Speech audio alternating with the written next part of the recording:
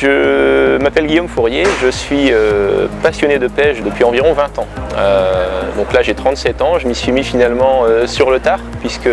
ma famille ne pratiquait pas la pêche et je m'y suis mis autour de 14 ans,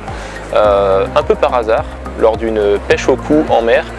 Et finalement la pratique que je trouvais un petit peu ringarde m'a plu et je n'ai jamais décroché, c'est devenu ma passion principale.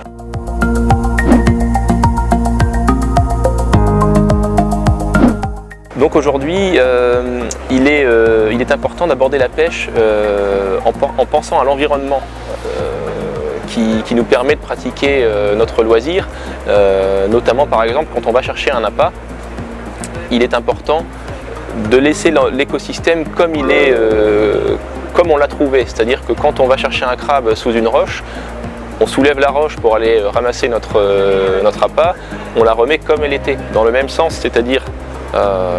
en dessous, il y a des algues qui ont poussé, la végétation a poussé, toute la vie qui s'est développée sous la roche va mourir si on remet la roche à l'envers. Elle va sécher, la végétation va sécher avec le soleil et il va falloir plusieurs semaines pour que toute cette chaîne alimentaire se développe. Donc il est important d'aborder la pêche en réfléchissant également à l'environnement. Une autre approche également qui me semble importante, c'est de sensibiliser notamment les enfants qu'on amène à la pêche vers les pêches responsables, c'est-à-dire on vient prélever des fruits de mer ou des poissons de manière raisonnable, juste ce qu'il faut pour se faire plaisir à table, mais pas plus. On voit encore beaucoup de pêcheurs qui par habitude gardent beaucoup de poissons et à la fin de la pêche ne savent pas trop quoi en faire, donc vont les donner au voisinage, voire même les laissent par terre sur le lieu de pêche. Ça c'est du vécu, ce sont souvent des mauvaises habitudes, c'est pas forcément mal intentionné, mais voilà, c'est comme ça, on fait comme ça depuis 30 ans, on continue. Il faut essayer aussi de penser vraiment à ce qu'on va vouloir conserver et relâcher les espèces dont on n'a pas besoin, et quand on a ce qu'il faut pour les plaisirs de la table, inutile d'en garder plus. Donc là on pêche pour le plaisir et on relâche les poissons immédiatement, une fois qu'ils ont été sortis de leur milieu, pour qu'ils puissent nager et qu'on puisse les reprendre plus tard. Dans la même optique, il est important c'est des petites choses toutes bêtes, hein, mais on aborde un sujet environnement, de ne pas laisser de détritus sur les coins de pêche. Parfois sur des digues qui sont 5 ou 10 mètres au-dessus du niveau de l'eau, les pêcheurs laissent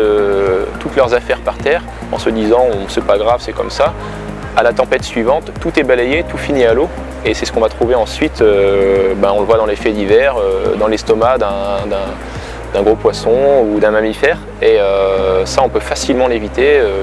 et tout ce qu'on a amené on le rembarque, les détritus sont dans le sac de pêche et finissent à la poubelle. C'est du bon sens, mais c'est aussi des choses qu'on observe, et c'est des petits gestes qui font qu'on devient un pêcheur responsable. C'est des petites choses aussi comme quand on prend un nylon, on coupe l'excédent de nylon quand on a fini un nœud sur le lieu de pêche, ce nylon il finit dans la poubelle, comme le mégot de cigarette, comme toutes ces petites choses qu'on a tendance à jeter facilement à la mer. Il faut vraiment penser à avoir dans le bateau, comme du bord, un petit sac poubelle, c'est pas grand chose, et on conserve notre environnement dans un état impeccable, et c'est ce qui fait aussi notre plaisir quand